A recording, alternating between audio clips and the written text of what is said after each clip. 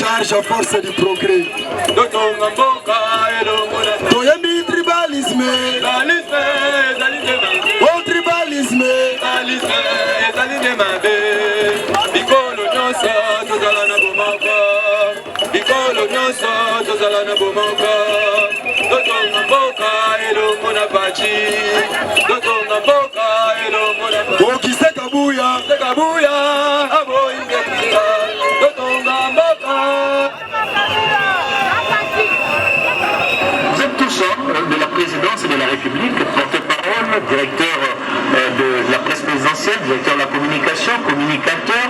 Quelles sont les attentes? Vous avez participé de loin ou de près aux consultations qui ont eu lieu ici, au niveau du palais de la Nation. Vous aviez consulté et été en contact avec les consultés.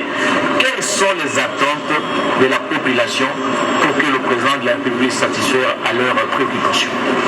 Monsieur le porte-parole. Oui, les attentes de la population sont nombreuses. On a entendu, évidemment, quand les consultés sortaient de leur entretien avec le chef de l'État, ils se sont livrés ici même à dire ce qu'ils aimeraient que le chef de l'État puisse faire, que le président de la République puisse entreprendre. Ces attentes, je dis qu'elles sont de tous ordres. Sous le plan politique,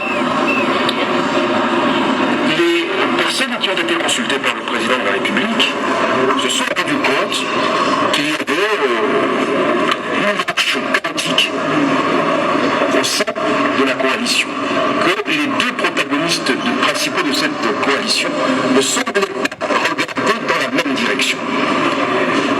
Naturellement, il y a des concessions que cela mais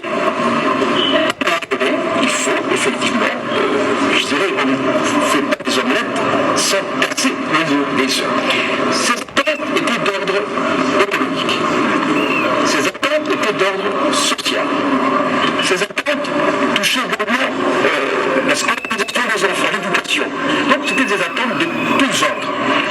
Naturellement, le chef de l'État n'a pas de baguette magique. Ce qu'il va annoncer aujourd'hui comme décision, c'est quelque part aussi pour stimuler le Congolais. Je crois que ce qui a été quand même important à souligner par rapport aux consultations consécutives à l'adresse du chef de l'État, c'est que c'est cette recherche d'un esprit nouveau. Ce n'est pas pour rien que le président de la République parle de l'union sacrée de la nation. Ça peut regarder dans la même direction, même si politiquement on a des idées, on a des attentes différentes. Mais on doit se dire que l'intérêt du peuple, d'ailleurs il le dit souvent, ça nous populi, c'est la loi suprême, c'est quelque chose qui semble nouveau à mon avis, qu'il est, que le peuple là où il est, se sente véritablement concerné par la vie de ce pays, de son semblable, de son concitoyen. Et ça, c'est quelque chose qu'il a su obtenir, parce que nous avons entendu, même certaines responsabilités, certains responsables. Il y a une adhésion populaire. Il y a une adhésion, elle était, en tout cas ici, nous qui avons vécu ces consultations de très près, nous avons senti véritablement cette adhésion. Maintenant, il s'agira de traduire, de finir la finir dans les buts. Et c'est ce que nous attendons aujourd'hui, en disant également que le peuple va se ranger derrière le chef de l'État si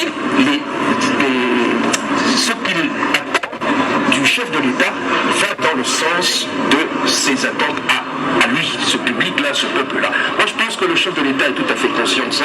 Et ce que nous attendons aujourd'hui, à mon avis, ça va marquer notre histoire.